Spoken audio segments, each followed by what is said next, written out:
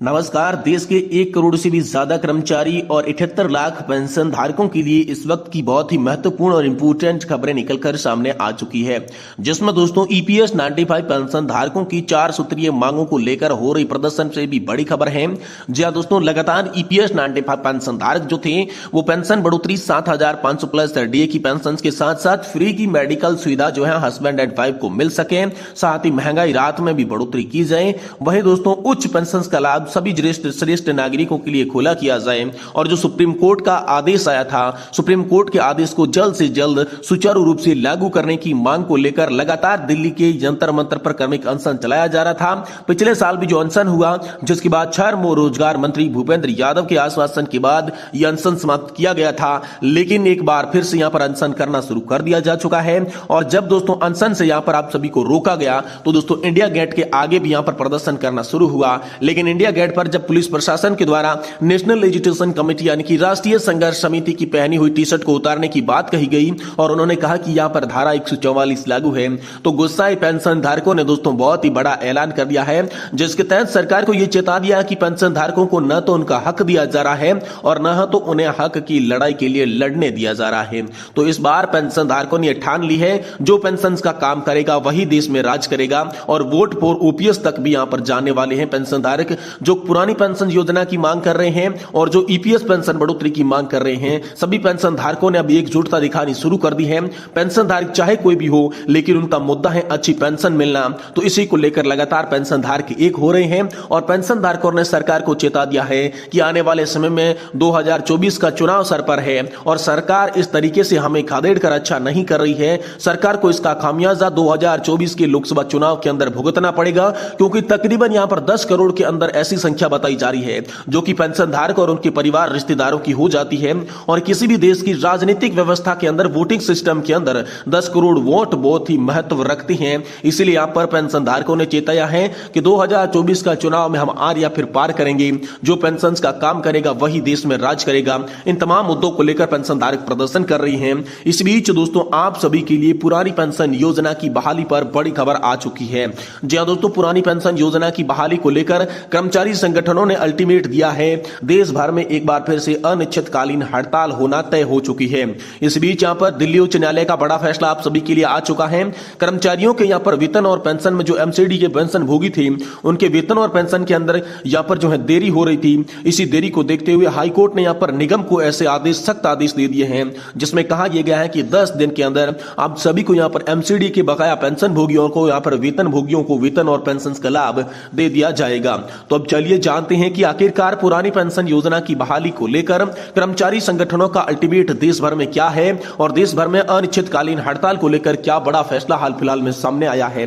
पूरी जानकारी, पूरी खबर आपको विस्तार से इस वीडियो के अंदर दिखाएंगे, इसलिए आप सभी से निवेदन यही रहेगा दोस्तों, आज की इस वीडियो को आप लास्ट तक देखें और चैनल को दोस्तों सब्सक्राइब कर दें और वीडियो पसंद आ रहा हो तो इसे लाइक भी जरूर कर दें। तो चलिए बढ़ते हैं अगली खबर की ओर और पुरानी पेंशन योजना की बहाली को लेकर जो अल्टीमेट दिया गया है, जो अनिश्चितकालीन हड़ताल तय की गई है, इसके बारे में विस्तार से जानकारी को जानते हैं। देश भर में केंद्रीय और राज्य सरकारों के कर्मचारी पुरानी पेंशन की मांग को लेकर लंबे समय से आंदोलन कर रहे हैं।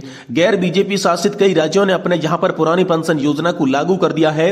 वहीं अब लंबे समय से संघर्ष कर रहे कर्मचारी संगठनों ने केंद्र सरकार को ओपीएस लागू करने के लिए 6 सप्ताह का अल्टीमेट दे दिया है। इन संगठनों ने चेतावनी दी है कि 6 सप्ताह के अल्टीमेट के अंदर अंदर यहां पर जो है इस अवधि के अंदर पुरानी पेंशन बहाली नहीं होती है तो देश भर में अनिश्चितकालीन हड़ताल शुरू हो जाएगी। इस स्थिति में रेल संचालन, रक्षा क्षेत्र के उद्योगों सहित तमाम सरकारी विभागों में कामकाज बंद होने वाला है। नई दिल्ली में हुई नेशनल जॉइंट काउंसलिंग एक्शन के पदाधिकारी की बैठक में यह अहम निर्णय लिया गया।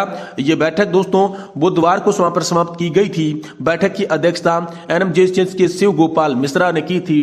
बैठक में यह तय हुआ था कि केंद्र सरकार को अनिश्चितकालीन हड़ताल का नोटिस देने और स्ट्राइक की तिथि घोषित करने के लिए 2-3 दिन के भीतर एक कमेटी का गठन करना होगा और अनिश्चितकालीन हड़ताल के लिए 2 बड़े कर्मचारी संगठनों ने जो है यहां पर बड़ी सहमति जताई है। दोस्तों एआईडीआईएफ के महासचिव श्री कुमार के मुताबिक लोकसभा चुनाव से पहले पुरानी पेंशन लागू नहीं होती है तो भाजपा को उसका खामियाजा भुगतना पड़ेगा। कर्मचारी पेंशनरों और उनके रिश्तेदारों को मिलाकर यह संख्या यहां पर जो है 10 करोड़ के पार चली जाती है और चुनाव में बड़ा उलटफेर करने के लिए दोस्तों यह संख्या काफी निर्णायक होगी। देश में 2 बड़े कर्मचारी संगठन जो कि रक्षा और रेलवे में अनिश्चितकालीन हड़ताल के लिए सहमति बन चुकी है। और दोस्तों स्ट्राइक बेल्ट के नतीजों ने यहाँ पर चौंका दिया है। 11 लाख कर्मचारियों में से 96% ओपीएस लागू नहीं करने की स्थिति में यहाँ पर अनिश्चितकालीन हड़ताल पर जाने की यहाँ पर राह पर जो है सहमत हो चुके हैं। और वहीं दोस्तों यहाँ पर जो है रक्षा विभाग के 4 लाख कर्मचारी थे, उनमें से 97% कर्मचारी भी पक्ष में नजर आ रहे हैं। दोस्तों 20 और 21 नवंबर को 400 डिफेंस यूनियंस और साथ ही कई रेलवे मंडल, रेलवे वर्कशॉप और रेलवे प्रोडक्शन यूनियनों की स्ट्राइक बेल्ट पर भी वोट डाली। विभिन्न केंद्रीय कर्मचारी संगठन, राज्यों के एसोसिएशन भी ओपीएस के मुद्दे पर अब एक साथ आ रहे हैं। और दोस्तों सरकार कर चुकी है इसके बारे में साफ। तो दोस्तों 11 दिसंबर 2023 को संसद में भी ओल्ड पेंशन स्कीम की बहाली को लेकर केंद्र सरकार के पूछा गया था।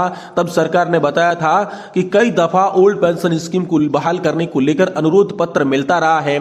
साथ ही सरकार ने यह साफ कर दिया कि 1 जनवरी 2004 उसके बाद नियुक्त किए गए केंद्रीय कर्मचारियों के लिए ओल्ड पेंशन को फिर से यहां पर बहाल करने का भारत सरकार के पास हाल फिलहाल में कोई प्रस्ताव नहीं है।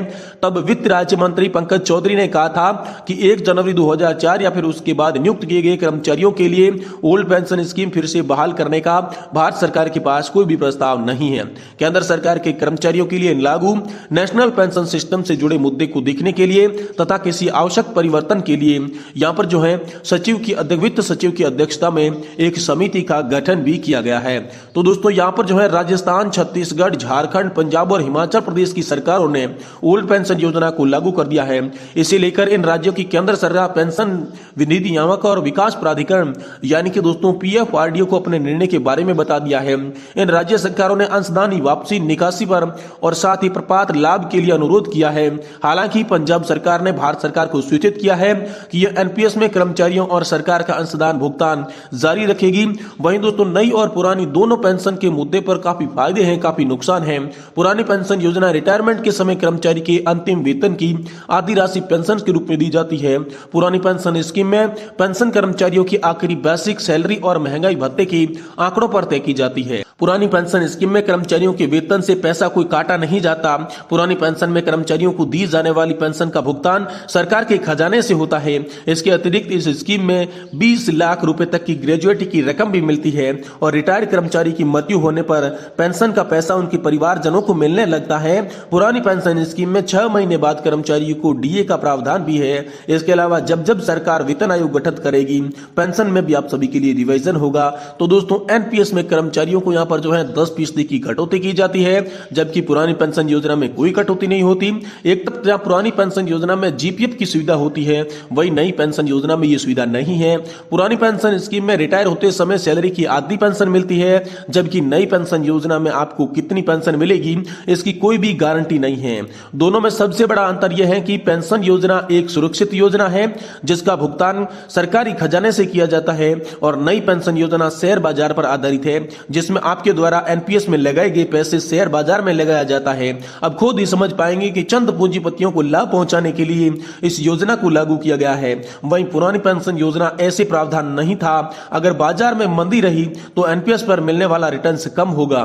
तो दोस्तों यहां पर जो है केंद्रीय कर्मचारी संगठनों ने 8 जनवरी से लगाकर 11 जनवरी तक रिले हंगर स्ट्राइक भी की थी, और इसका मकसद था दोस्तों सरकार को चेताना। जिसके बाद दोस्तों 7 फरवरी को हुई बैठक में जो है हड़ताल के पक्ष में कर्मचारी संगठन दिखे थे, और देश भर में होने वाली अनिश्चितकालीन हड़ताल की तिथि तय करने और सरकार को स्ट्राइक नोटिस देने की बाबत में यहां पर चर्चा की गई थी, जिसमें श्री कुमार ने बताया था कि बैठक में मौजूद सभी संगठन अनिश्चितकालीन हड़ताल के पक्ष में हैं। स्ट्राइक की तिथि तय करना, सरकार को नोटिस देना, इसके लिए कुछ कमेटी का गठन किया जा रहा है। अगर सरकार ने 6 सप्ताह के भीतर कर्मचारियों की मांग नहीं मानी तो देश में हड़ताल होना तय माना जा रहा है। ये दोस्तों आप सभी के लिए इस वक्त की इंपोर्टेंट और बड़ी खबर निकलकर सामने आ चुकी है।